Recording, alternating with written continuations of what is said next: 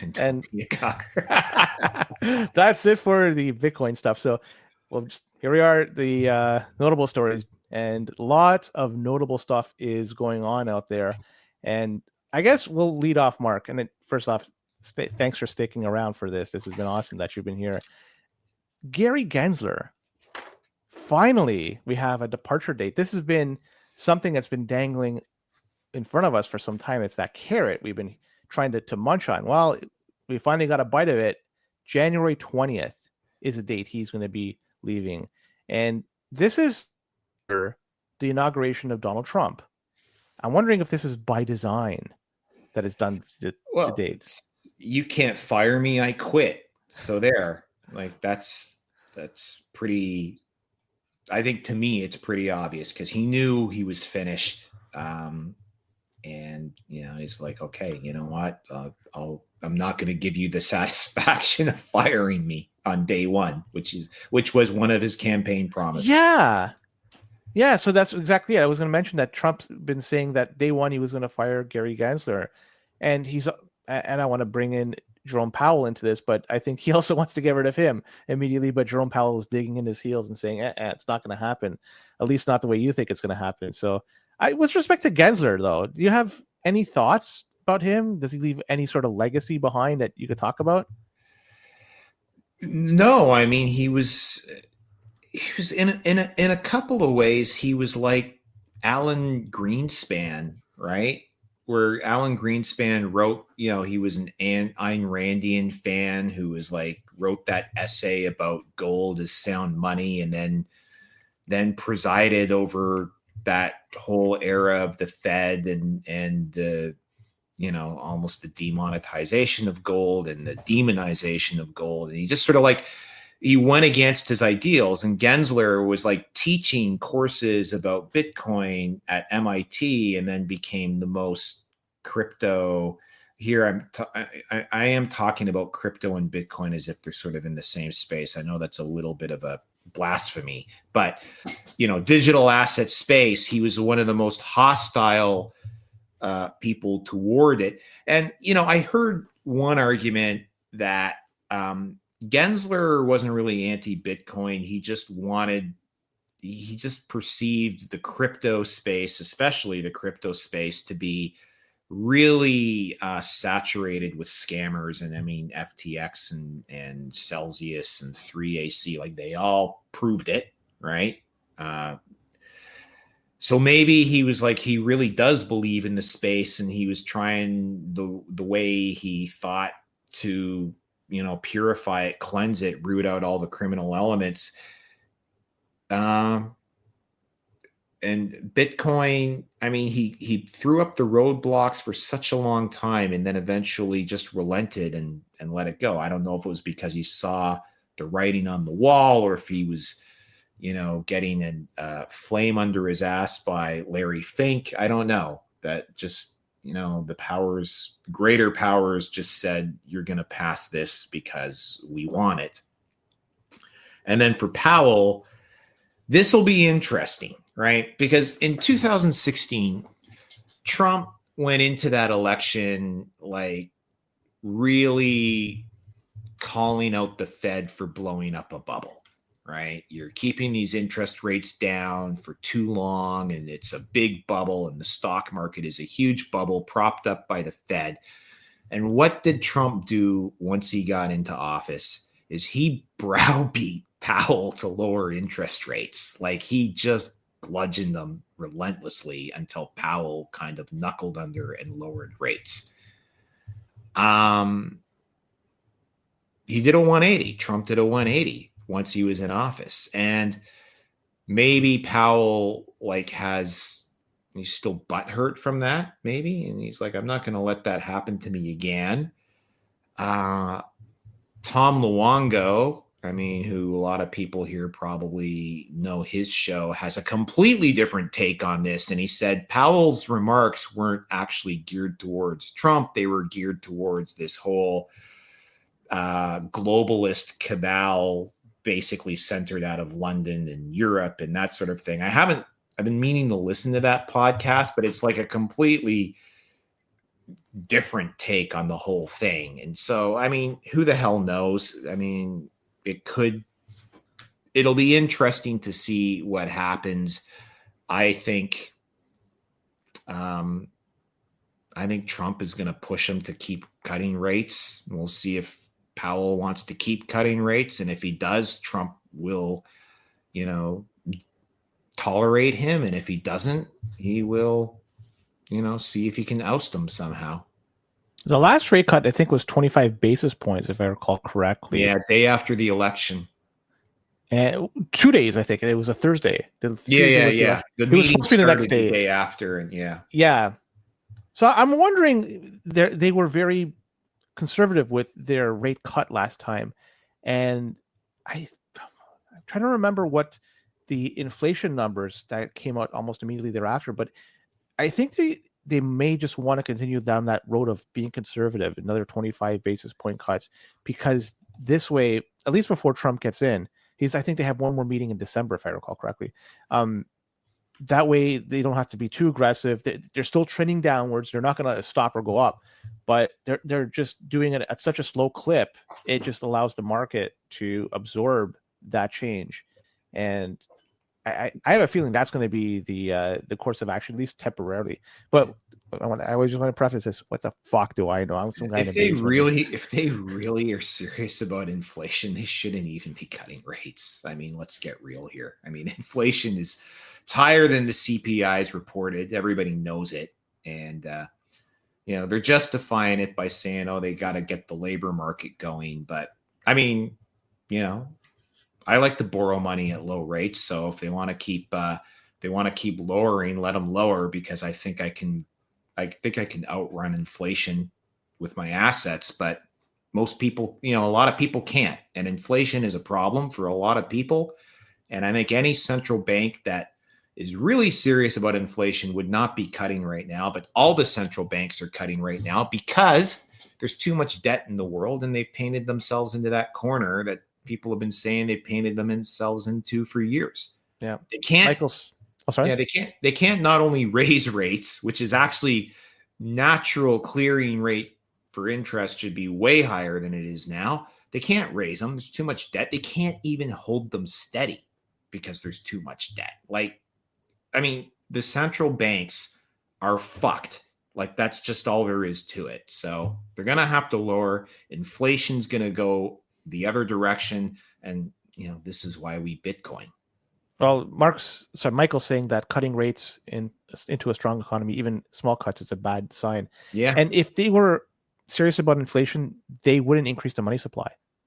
Yeah. Ensure that it doesn't go higher. And they would say, the taper now? Is the taper still a taper, or are they just tapering the taper and it's like... And something else that has to come up is the debt ceiling was suspended temporarily until the next election. Well, next election took place. Now next president is going to be sworn in. That debt ceiling is now going to be something else. It's going to be dealt with. I think something happens there in January. But now the Republicans now control both the House and Senate and the presidency, so they could do whatever they want. Just one thing. I know it's going into the weeds here, but Bog Miles says, Calgarian who moved to El Salvador a year ago, I don't miss the snow. Have you ever been to El Salvador, Mark? No, I have not. You got to make it somewhere on your list of things to do, because have you ever been? No, but I'd love to. And everybody says that they've gone there, they absolutely love it. So definitely check it out. Because people are going to lose their shit when inflation Q2 2025 is 5%. Boom Dust is saying that. So yeah, he also said underneath that nobody is ever going to talk about the debt ceiling ever again. Yes, absolutely right. This performative theatrics around every debt ceiling showdown always cracks me up. And it doesn't matter if one party controls the House, or if it's a kind of a gridlock. The debt ceiling will always be raised, right? There is no debt ceiling. Right? There is a ritual ceremonial performance called the debt ceiling dance that happens, but there is no debt ceiling. It just goes up forever. Let's go to the notable north. We'll go into Canada. There's a story that came out, Mark, that just a few days ago. Prime Minister Trudeau is saying that $250 is going to be airdropped to Canadians. And this is going to be given out to folks that earned less than $150,000 in the year 2023. Also of note, Mark, this money was only going to be given to people who have worked in 2023. So if you have been retired for the whole year of 2023, you are ineligible to get that $250. Just want to say out there. So on top of that airdrop money, they're going to be applying a GST holiday between December 14th and February 15th. And it's going to be applied to a whole bunch of basket of goods, such as prepared foods, restaurant meals, snacks, beer, wine, and children's clothing, footwear, children's toys, books, Christmas trees as well. It's on a list. I would like to say that, remember, this starts in December 14th. Might be a good time to stock up on Christmas trees come January because the market, it historically collapses over there. And plus you throw in this no HST on top of it. It makes a great time to stock up and sell 10 months later or so forth. But for those who want to know how much this measure is going to cost Canada, it's going to be $1.6 billion strictly for the GST holiday and $4.7 billion for the $250 given out to everybody earning less than $150K in 2023. Total revenue Canada raked in. Just want to give this some perspective. Remember, 1.6 is going to be lost from the GST revenue and 4.7 billion is going to be given away. Canada, just 2022-2023, took in $447 billion. So this equates to 1.5% of that, just all the revenue that they collected a few years ago. Dollars are going to be given to eligible Ontario taxpayers by the Ford government. So here in Ontario, we're going to be raking it in. I'm not sure if you have any thoughts you want to. Is this like election posturing? Like this, this always blows me away when governments grant these insulting pittances of asswipe money to people, thinking that it's going to like change the way they feel about the government. I mean, one guy in the just posted, that program is insulting to Canadians, Michael Schliwa. It is. It's an insult, you know? And like, I don't know what they're thinking because there is such a level of disenfranchisement and even, I would say, rage amongst the Canadian public with the government of the day, that to think that this is going to assuage their, you know, there's dissatisfaction about it. But you also reminded me of this other thing, and maybe you talked about it on the previous episode and I missed it. There is also a business rebate that's supposed to go back to small businesses. Right. That is delayed because they have to. Is it delayed because they're figuring out how to tax it? So Correct. They're going to tax your business rebate. Now, don't need to interrupt. No. Freeland was saying on Twitter that she says taxes are not going to be applied to that. So they backtracked on that because that was literally blowing up in their faces on that one. Mm-hmm. So this government is just the most tone deaf, you know, gaggle of bureaucrats you've ever seen in your life. They just don't get it. They've destroyed the economy. They're trying to buy our votes back with our own money, right? Carbon rebates, GST tax rebates, business rebates that were until yesterday taxable themselves. Like, this is just, you know, par for the course with this government. It's the wonders never cease. And it has been talked about. Somebody mentioned to me today on my work. I saw it on X and I even heard it on the radio that $250, the limit is $150,000 that you're going to be receiving that, which means you are in need of that $250, even if you're making $149,000. Yes, that's the new poverty line, practically. You know, it's like, okay. Incredible that things have changed in a very short period of time. This is going to create And if this continues, a new group of individuals that are reliant on funding directly from the government, UBI, you can almost call it, or GBI, because this is more of a targeted thing. Then you create a voting bloc that is requiring that particular party to be in power in order to get that. So it's almost like a great way to ensure longevity, but I don't think it's going to work this time because the polls just don't look really good for the Liberal Party. Things could change. I know in 10 months, 11 months, anything could happen. But for the last year and a half or so, 2 years, it's been consistent. They've been double digits behind the Conservatives. They have to pull a rabbit. Let me stop you there, Len. Go ahead. You know my prediction, right? There is no reversing this tide. The Liberals, I can give you the Liberals are finished, and I say the next election is a blowout to the point. We're 1993 style blowout, especially if they run the clock out to the furthest possible point in 2025 to hold an election.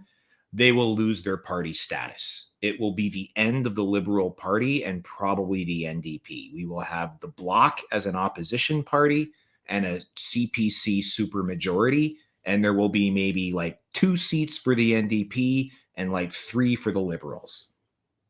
That's my prediction. But I also predicted $100,000 Bitcoin. If predictions were guaranteed, we'd all be trillionaires. I'm going to give you a scenario, and I think I've mentioned this to you in the chat. I know I told this to Joey. Now I'm going to just throw it out here for everybody.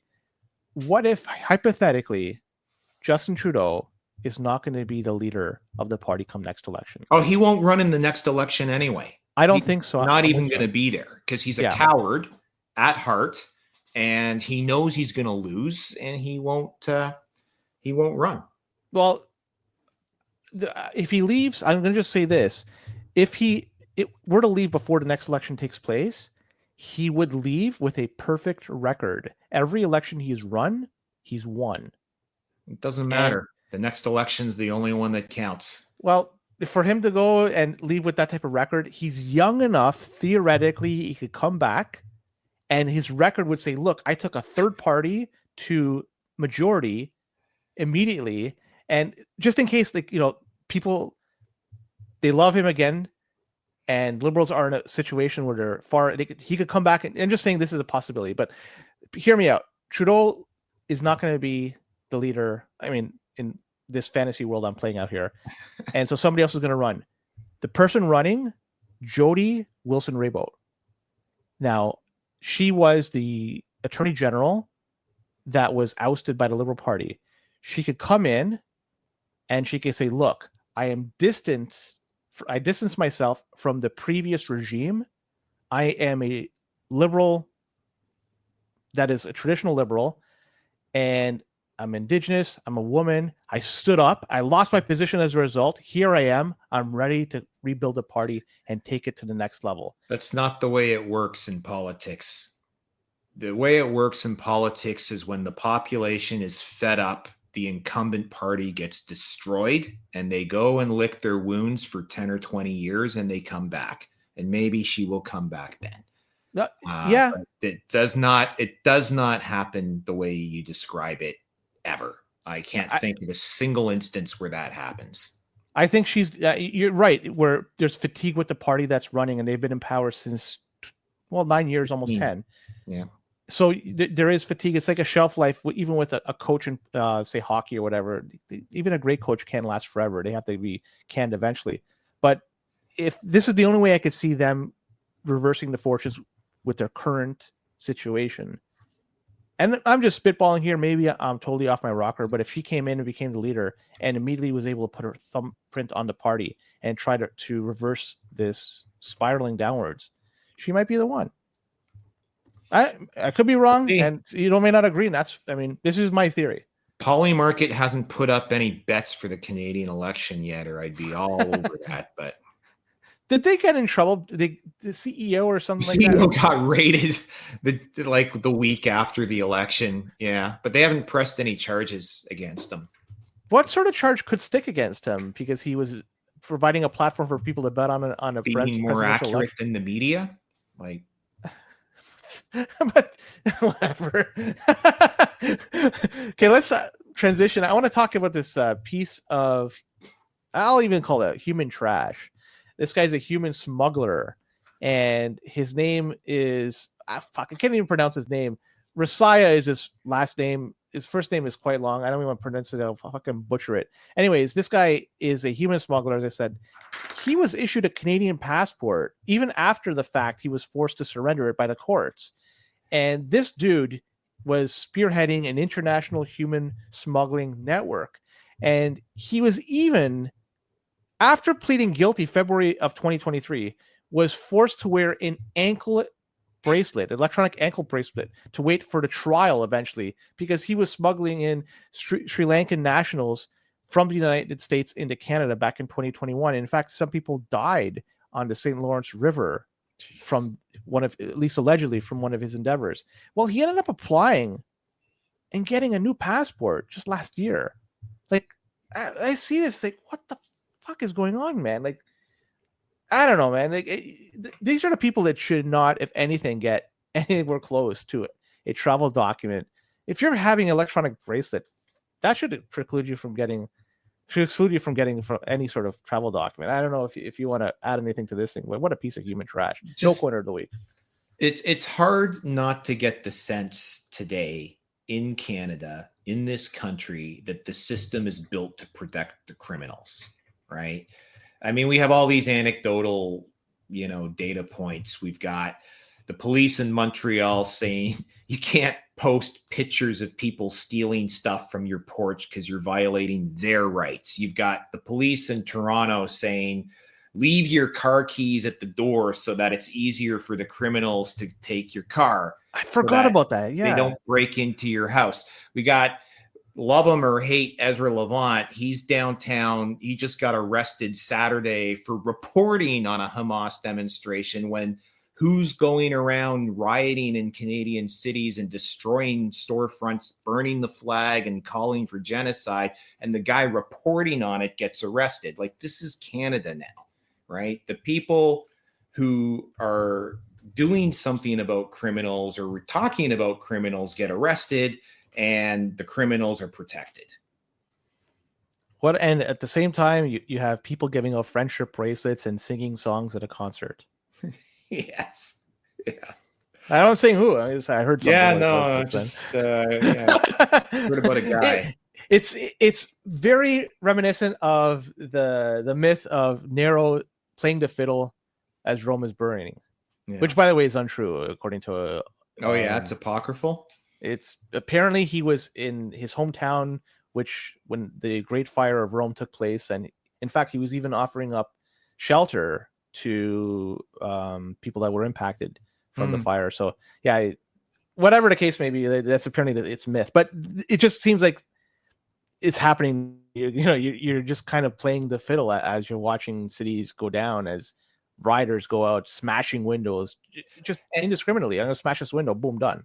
And what really gets me about this, sorry, I know we've sort of veered on topic. No, I love these type of discussions. So, the Freedom Convoy, right? The insurrection, there are NPCs still walking around today that think that was like an insurrection, an attempt to overthrow the government. It was bouncy castles and fucking saunas and like Christmas carols, and they were like clearing sidewalks. Every media talking point smearing the truckers has been debunked. We know it is all false. It was all fake. And yet, right, the truckers got their bank accounts seized. Anybody who tried to contribute to them, except for us Bitcoiners, because we were just impervious to assault at the time, right, had their bank accounts seized.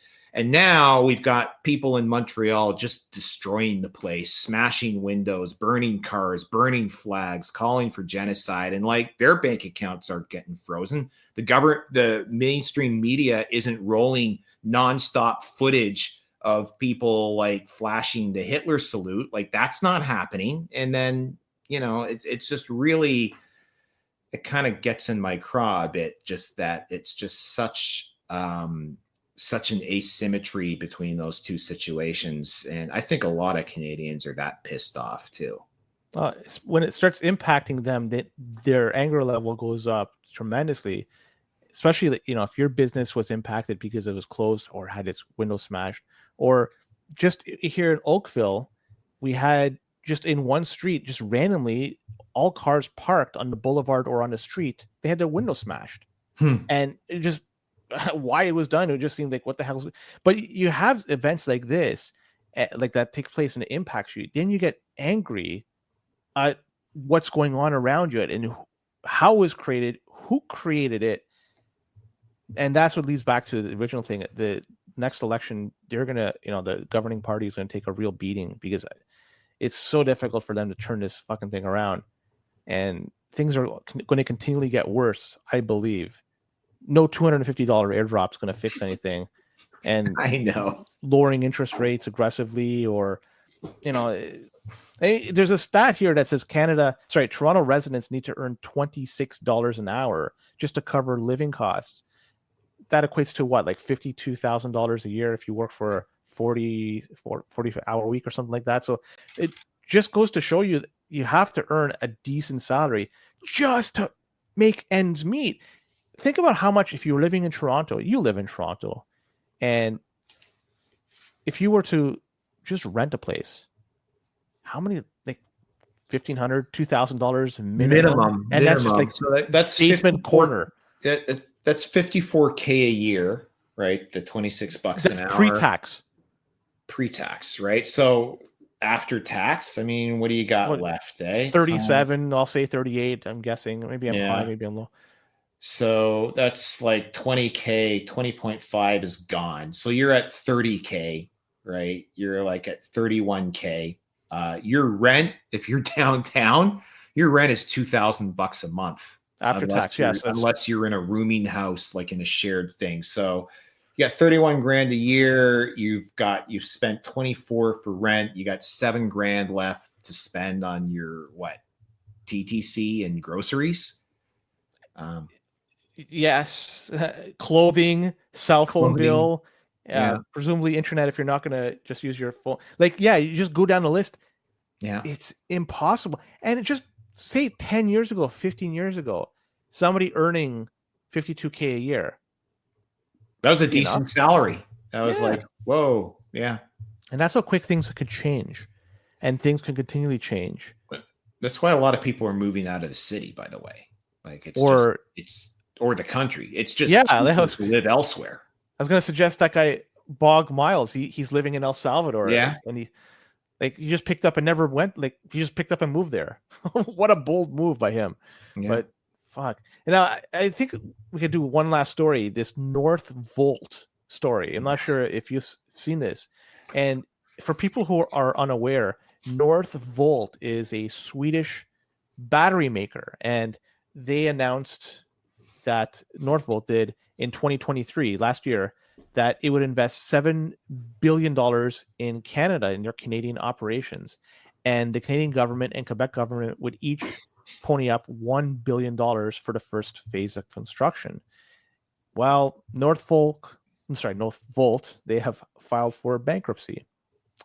And so the investment in Northvolt was part of several offerings of production credits to 13 battery companies and automakers. So the government of Canada was not just giving them some sort of credit, but it was also in total 13 battery makers and companies. And $56 billion was earmarked in total for all these 13 companies. This is maybe a sign of things to come. Maybe the battery industry is advancing too fast for itself. It needs to progress on its own through just natural progression, just natural momentum. And there may not be a need for these batteries right now. I know there's a push in a lot of jurisdictions to get rid of internal combustion engine cars, such as Canada, California, and even parts of Europe. But is there enough battery capacity out there to create these batteries, cobalt, lithium, copper, and shit like that, to make massive amount of car batteries and recycle them too? And B, is there enough power that's been generated or being generated to energize these batteries? a lot of places they're trying to incentivize us to not use peak energy, like to use energy during the daytime, because they don't have the capacity to provide electricity. So they're trying to force us to use electricity at night. That's fine and dandy without having all these cars plugged into our sockets. Now you plug them all in, and it may tip the scales where, oh shit, we have brownouts or blackouts.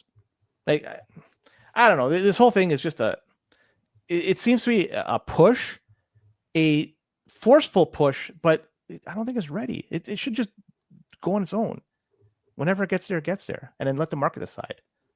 I'm not sure if you want to add anything to that. Yeah, I mean, I think, like, I echo the sentiment. Like, I think eventually, we're going to switch off of fossil fuels over the course of the next, I don't know how many years, if for no other reason than, we're using it up more than it's being produced, right? Like, we're running out. I mean, not anytime soon with shale and fracking and stuff like that, but there's going to be this natural market dynamic that will move off of fossil fuels, and it will be driven by incentives, real incentives, right? If we really want to have electric cars all over the place, like I've heard some stats, I don't have the exact numbers, that like a typical Toronto neighborhood can't have more than 2 electric cars or 2 or 3 electric cars, Tesla Model S's plugged in, because the grid can't handle it, right? Like, my neighborhood here just browns out all the time, right? But if everyone's got a Tesla in the driveway, you can't power it, especially if there is a war on fossil fuel operations. Most, climate zealots hate nuclear. I mean, Ontario's been ahead of the game in nuclear for a long, long time. And most people probably don't even know that we get most of our electrical energy from nuclear, right? You tell them that, their brains would melt down. But, in other parts of Canada and the rest of the United States and the world, nuclear is finally starting to become fashionable again, because big tech is sort of driving it, because it's like, look, we need AI and we need all this electricity. So there's going to be tons of nuclear. There still has to be some sort of breakthrough in battery storage and charging efficiency, because I'm not buying an electric car and going on a road trip across the country and stopping in like Medicine Hat, Alberta, and waiting for 3 fucking days to charge my car so I can start driving again, right? So there's got to be all these breakthroughs that have to happen, and they will happen. Like, they are going to happen. So rather than granting these companies like billions of dollars to try to get a product market fit before the technology and the market is ready, why not do a smaller amount of grants to research institutions and R&D labs and academic places to say, look, get us supercapacitants, work on superconductors, work on energy breakthroughs, like get something that we can actually commercialize, make it happen, so then we can like charge an electrical car in like 30 seconds, right? The whole drive to like so-called green energy or reusable energy or ESG has been trying to say, you don't need it as good as you have it now, because we have this slightly shittier way of doing it that's cleaner. And that's not ever going to get widespread adoption. If you look at any technological breakthrough, it's sort of like, yeah, there's these challenges with this baked in way that we do things. And all of a sudden, out of left field, a disruption comes that says, hey, guess what? It's faster, better, cleaner, cheaper, and then like does it in half the time. And it's like, it's just a no brainer. It's disruption. It's a wrecking ball, right? In its own way. And that's what happens. That's how you get these changes. And someday it's going to happen. There's going to be some sort of like breakthrough that just sort of says, oh, hey, guess what? Running an internal combustion engine down the highway is now kind of quaint, because we've got this other way of doing things that'll just make it seem like banging rocks together. But it'll happen, but you just can't say, like I said, you can't reduce the energy density and the standard of living, because it's just like people just don't function that way. It seems like that this next few years seems like it's the only transition, well, not the only, but that the next generation is going to be worse off than the previous generation.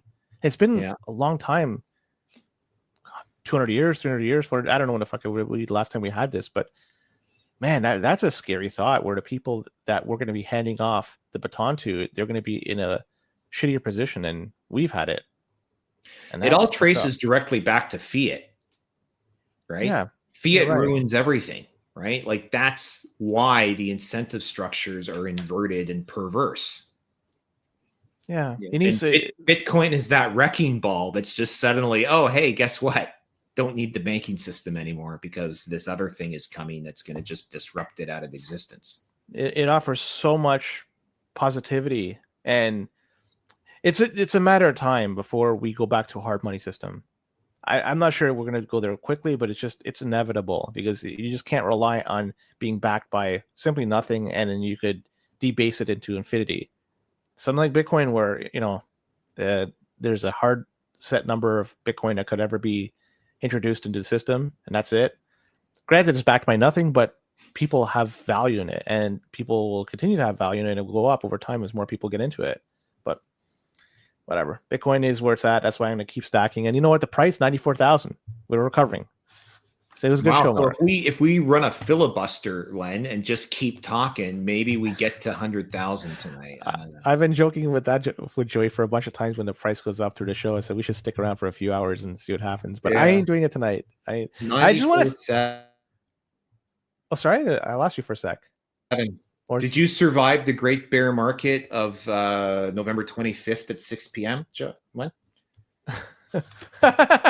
Yes, I did. I certainly did. We went down like 6%, 7%, whatever the fuck it was.